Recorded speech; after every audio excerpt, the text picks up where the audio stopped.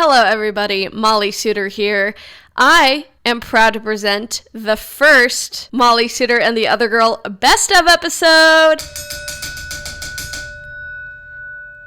This will be TV themed, so I have compiled 3 separate clips of various shows we've done where we're talking about either shows or streaming services or whatever. And we hope to get you another new live episode soon. Enjoy! Talking to a coworker about, I made a joke about a time machine or something, and I started talking about, oh, is it a TARDIS? And she's like, looks at me like, I don't know what that, and I was referring Doctor Who. Yeah, and I said, that's from Doctor Who. I said, and it's bigger on the inside, and I just kept going on and on. She kept looking at me like, just very politely nodding, and I looked at her, I'm like, is that what I look like when you talk to me about sports? She's like, yes. I was just watching Doctor Who today with my friend Matt. Are you watching the old stuff, or are you watching the new? We are on the most recent season, I think. With the Lady Doctor. Yes. I've seen the first couple episodes, but then I couldn't figure out how to watch it. Now I think it's on HBO Max. Yeah, so now I can watch all of them, but I haven't gotten around to watching them all because I would recommend going back to at least 2005. I can't speak for the. Well, I've seen the reboot. I've seen all of the reboots. Oh, okay. Until the last Doctor. Oh, okay. When he came onto the screen, I'm like, I just lost interest in him. I couldn't get invested in another. You mean Peter Capaldi? Yes, I did not like him. Oh, so you haven't seen Jodie Whittaker yet? I've seen a couple episodes of her season. Okay, yeah. Because I'm like, oh, great. This is what I've been begging for as a female doctor. Or woman. We're not supposed to say female anymore. Right? Whatever. I'm trying to be better. It doesn't matter. In this context, I don't think it matters. A doctor that has lady parts. Whatever. Which I enjoy. Not the lady parts, but I enjoy that it's finally a female. Finally. Even if you did, I wouldn't judge you. Anyway, so I watched the first couple episodes of that season, but again, I lost track of it, and now that I know where it's at, I just have to get back into watching it again. Mm-hmm. And it's actually pretty good. I like her a lot better than I liked Peter Capaldi. I felt like his doctor, since he's so much older than like Tennant and Smith, that they made him kind of bitter. Like, he was just kind of a bitter old man. Grumpy. He was a grumpy old man, and I feel like that was just not what I was used to, not what a lot of people were used to, and not why we really liked the Doctor, and so that, like, turned a lot of people off the show. Also, the writing kind of went downhill. Did you hear that the original writer for at least, like, the 2005 to 2009, is coming back, Russell T. Davis. I don't really keep track of all that. But anyway, the head writer is coming back, and so people like me are excited, like, maybe we can get some good writing again. But Jodie Whittaker is pretty good as the Doctor, and I like the storylines a lot better. She seems really quirky. She is kind of quirky, but, like, also, like, very capable, and obviously, because she's the Doctor, but I know some people were like, a woman doctor? I know exactly who those people are, and I would argue with those type of people saying... Me too. Because I remember when every time I change, I'm like, please be a woman. And they're like, no, they can't be a woman. It's always a man. I'm like, that's not why it can't be a woman. No. Because I always gave the example of one of the doctors, I think it was Tennant, when he changed. He checked to see if he was a woman. And I'm like, that implies that it can be a female. He can be anything. He just happens to be human, but he could be any whatever species. Yeah, the way regeneration works, like, your entire body cells, like, regenerate. They're completely different. So, like, yes, you can be a woman. He could probably be an alien. You could be anything. He just wants, but for our purposes, like, he's presenting as a human. Well, and I think isn't there an ongoing sort of assumption he just likes humans. He likes Earth. He's always humans, he or she is always, they are always attached to Earth. Yeah, and has an investment in Earth. And they like humans because humans are, like, curious and I think I was a little turned off by this last season because I'm not used to having so many, what do they call them again? Not acquaintances. Companions. Oh, see, I kind of like the fact that there's a few companions now, though. Does that continue then? Because, like, the first season or the first episode, she had like 3 people with her. Yeah, she has. And I'm like, no, honestly, like, I feel like they They're good. They're good companions. It was just enough different from the last time I watched it that I'm like, That's fair. And also, like, they're not all, like, pretty women, pretty young women anymore. There's one pretty young woman, there is one pretty young man, and then there's one, like, grandpa. So I feel like I like the diversity in companions, and I like the diversity in the Doctor. And they also have, like, I noticed this today, like, watching the episodes, they have a lot more, like, just one-off characters who are LGBT. There's just a lot more of that represented. It's a lot more woke than in the past, maybe. It's not even woke, it's just, like, nonchalant, like, they're just there, because it's just naturally occurring in the world. Okay, so I might have to rewatch it from the beginning, even though I remember the first episode was pretty rough, because he lost his mother, and that whole storyline was very... So I don't know if I want to rewatch that part, because I've seen the first, I think, 3 or 4 episodes. It is a little bit sad, but... So I'll have to go back and I thought you meant, like, all the way back, like, 2005, and I'm like... Although he's my favorite. Eccleston? Oh my God, he's so sexy. I love him. I love him. He was my first Doctor, and I always tell people, I'm like, when you watch this, you know the Doctor's going to change every couple of years because of whatever. Mm-hmm. But, like, it takes you a little bit longer each time to sort of... And for me, it's like the moment that you know you fell in love with the Doctor, that's the moment you remember. So like with Matt Smith, it took me forever to like him. And then finally, it was the episode where he was at Rory and Amy's wedding. That's like at the end of his season. I know. Or maybe it wasn't their wedding. It was at a wedding. And I know Rory and Amy were involved. I think it was their wedding. It was probably their wedding. And he was dancing around. Yeah. And he was just doing that goofy dance. And it was just so endearing. Yes. And I'm like, that's the moment I love you. And you're probably right. The next season was somebody else. No, that's the end of his first season. He has 2 more after that. Yeah, it took me all season to like him. I feel like, so for me, I knew the show's premise before I started watching it because I had seen it on Tumblr. Like, everybody was obsessed with it. This was back in 2013. And so I watched it at the request of, like, everybody. And so I knew what I was getting into. I knew he was going to regenerate, but I didn't know that Christopher Eccleston only had 1 season. Yeah, that's the saddest part. That's the saddest part. And I'm like, wait, he's already gone? I don't even know why David Tennant, just a bigger deal, or... No, Christopher Eccleston and I think the head writer Russell T. Davis were beefing. And so I feel like they just didn't like each other. They just didn't work well together. And so Eccleston was like, I'm out. I thought maybe was... And so then Tennant came in. And I absolutely adore David Tennant. So I feel like that also helped soften the blow for the regeneration from Eccleston to Tennant. I love David Tennant. I never really took to Tennant. I watched him because I liked a lot of his, like Donna, his... Mm-hmm. She is my favorite companion. Rose is mine, so I really like season 2. I cried so hard. I know. I won't spoil that for you. I bawled my eyes out for like an hour afterwards. Really? Yes. I didn't, but it was still. I don't know why it was so emotional, but so David Tennant and Billie Piper have a lot of like really good chemistry, and I feel like that's what we're responding to. Yeah. Yes, that was true. And it was just heartbreaking. But then, he had a lot of really awesome companions during his... He did. Like, I feel like she's a little underrated. I really liked Martha Jones. I liked her. Yeah, I really liked her. I feel like a lot of people didn't give her a chance because she wasn't Rose.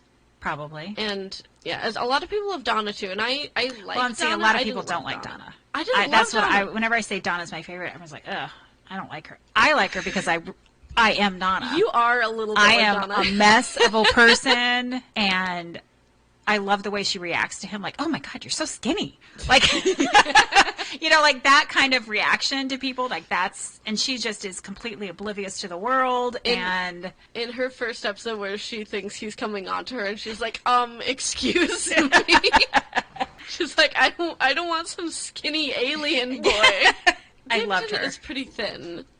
There's a lot of jokes about his, like, thinness. Yes, he's very tiny. Mostly at Donna's expense, because she's like a... Because she's a normal-sized girl. Yeah, she's not big, but she's not, like, small. Right. Yeah. I loved her. Sorry, this happens. It happens. Let's go ahead and do some news and weather, and we're gonna come back, and we'll probably talk about Doctor Who some more. Yeah. love bombed and you want to complain about it. Or if you want to talk about Doctor Who.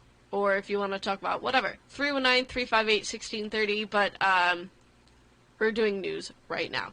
You're listening to the mighty 1630 KCJJ. Speaking of streaming services, though, I finally...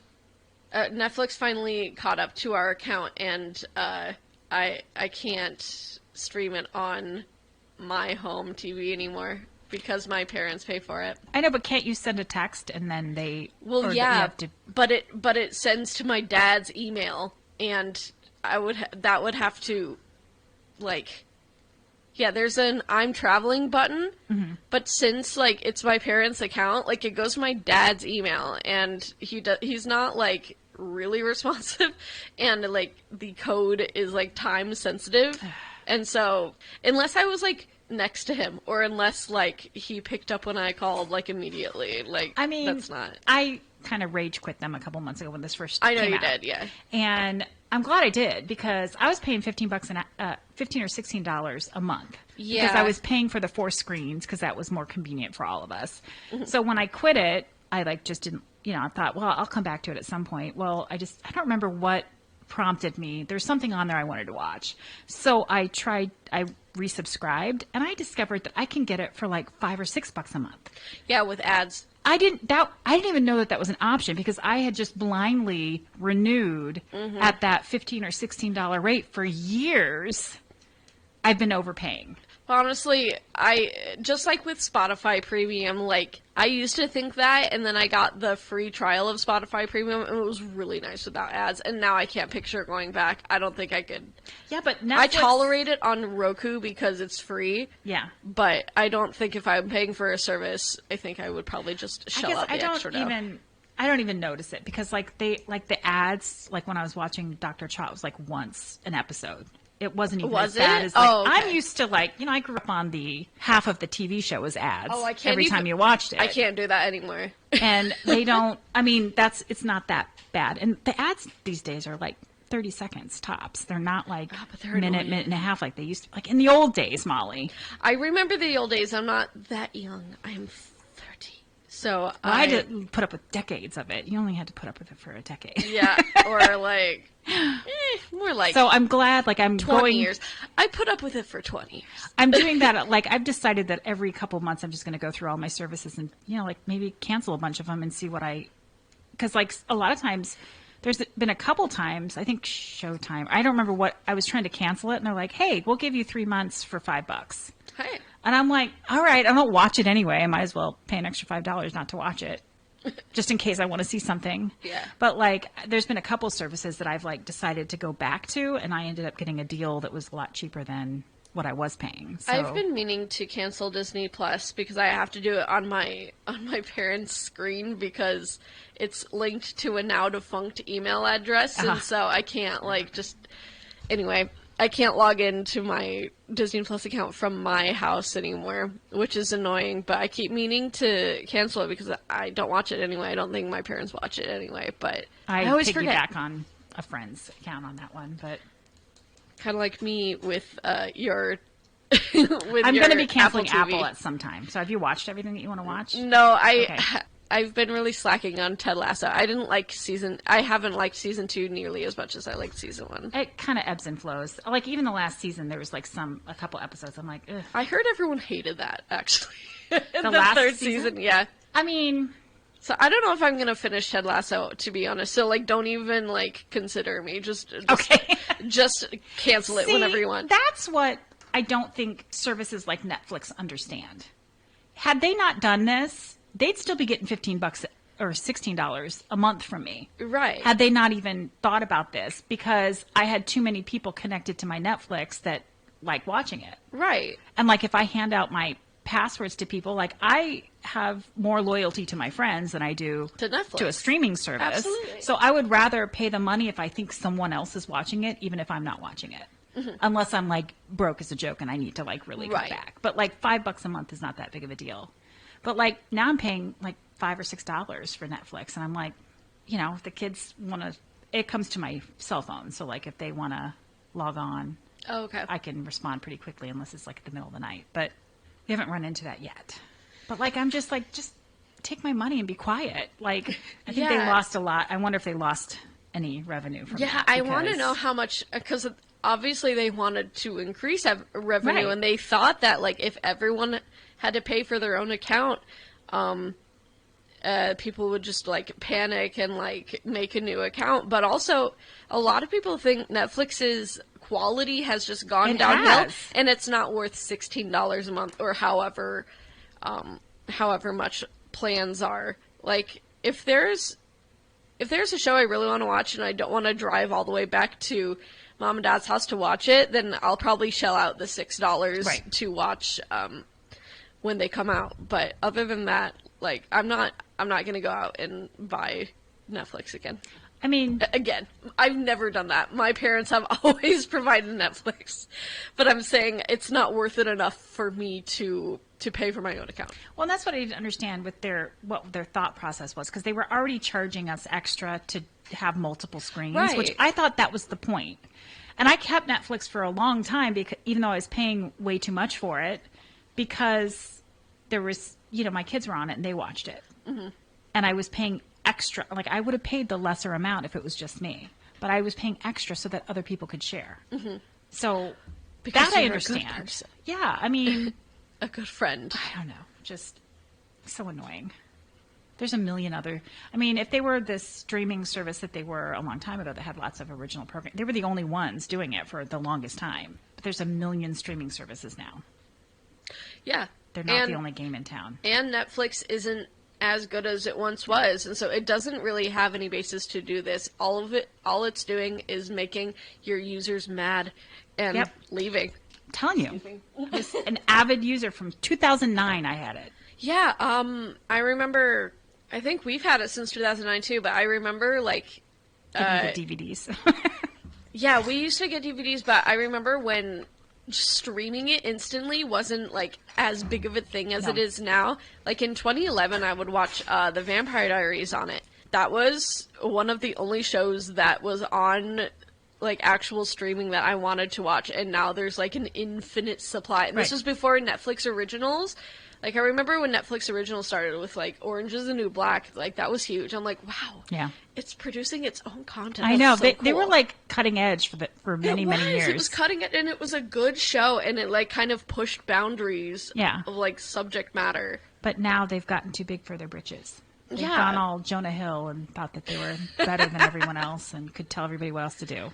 Right. I guess Netflix set their boundaries and... They're like, if you don't like it, you can leave. Okay, I'm going to leave. I'll be back when you're cheaper. But yeah, as you said, like, there's like a billion of these streaming services. And honestly, I think people are sleeping on the Roku channel. There's a lot of good stuff on there. They have the little, like, kind of like sort of live-ish. Like, if you miss, I was thinking, what's the phrase when you're skimming through channels, like in cable? Channel surfing? Channel surfing. I couldn't remember the name of it. Channel surfing. I love channel surfing, and you can kind of pretend channel surf on Roku Live. I don't even do Roku Live. I was talking about, like, the programming that they, like, just license from different places. Like, think of, like, shows that were critically acclaimed, like, 15, 20 years ago. That's on the Roku channel. Like, Weeds. I want to watch Weeds when I'm done with Bones, because I love Bones. Not that Bones was critically acclaimed. I'm talking about different... I didn't watch it when it was, like, active, but... Anyway, so I'm watching Bones. They have all of it. And they have, like, all these different seasons, and it's completely free if you have, like, a Roku device. Like, you don't even have to pay for the streaming service. They have original programming as well, and, like, it's a really good service, and it's free. And I wonder if maybe they're going to start, like, I hope they never do this. I hope they never make you pay for that. I know, but if they've got ads, like, that's the old school way of doing TV. Yeah, like, but they only do 2 ads. So it's not like a complete, like, 5-minute commercial break. But, like, with the streaming stuff, you can't, like, fast forward through ads like you used to be able to. No, you can't. Like, when you used to record things. It's not usually that bad. Like, I'll just look at my phone. I mean, I'm already on my phone anyway, so. Exactly. Yeah, I don't watch the Roku channel as much, but I recommend well, that's it. A question. Like, if you kept one streaming service, which one would it be? Oh, well, the ones that I had to pay for, let's see. Out of all of them, I probably use Hulu the most. And I'm not on that much. I actually used Netflix the most, but I don't want to shell out the dough. My go-to has been Peacock, which surprised me, but they started getting all of the Bravo stuff, like the reality TV that I watch, and Vanderpump Rules and all that stuff. Like, they show that on Peacock now, which is awesome. But then they also have like Dateline and a bunch of like really good like crime shows too. I like Max too, but I was watching season 2 of The Beforeigners. Like, you told me about that Norwegian I need to rewatch show. season 1 because I don't remember exactly how it ended. You can't do it on Max anymore. What? They took the show completely off. And I couldn't finish season 2, and that really annoyed me. You have to like buy the episodes on Amazon now. Oh, I'm not doing that. And I'm like, I'm never doing that. If there's a show that I want to watch, but like you have to purchase the episodes, I'm like, no, absolutely not. It depends on the show, but I can't think of. I know, but I loved season 1 of that show. It was such like a cool premise, but like they took it off and they didn't move it to anywhere else. Maybe you could get it Max Norway or like why Netflix would they do Norway. That though? I don't understand why that licensing issues. I have no idea. Jerks. I don't know, but I'm just going to have to find a website that tells me what happened in the first one, because I kind of forget where it ended. Weren't they trying to solve a murder or something, too, in the middle of all of that? That was season 2. How many seasons were there? 2. I don't think I saw season 2. I know I saw season 1. Okay. Because I loved it, even though I had to read it. Well, okay, so during season 1, it's like one of the big twists is that the Viking lady, that's on the police force, was actually born in the modern time and then was sucked into like the Viking age when she was a child. So okay, I kind of remember that. Yeah, and so she came back, and that was like the big like twist, and she doesn't seem to remember it because she was like a really young child. I do vaguely recall that.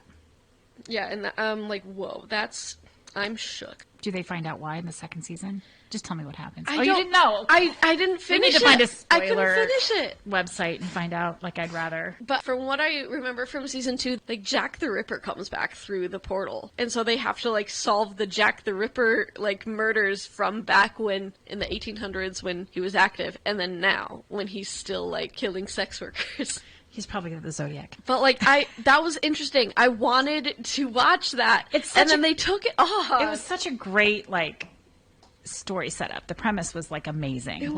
I'd never seen anything like that before. I wonder if there's a TikTok account that might just show it in like increments. Like, have you ever watched a movie? I've watched each of the episodes were like an hour. That's gonna. I know, but how did you come across those on your FYP? Like, actually, it happens to me all the time, where I'm like, end up watching half of a movie just in like 2-minute increments. Right.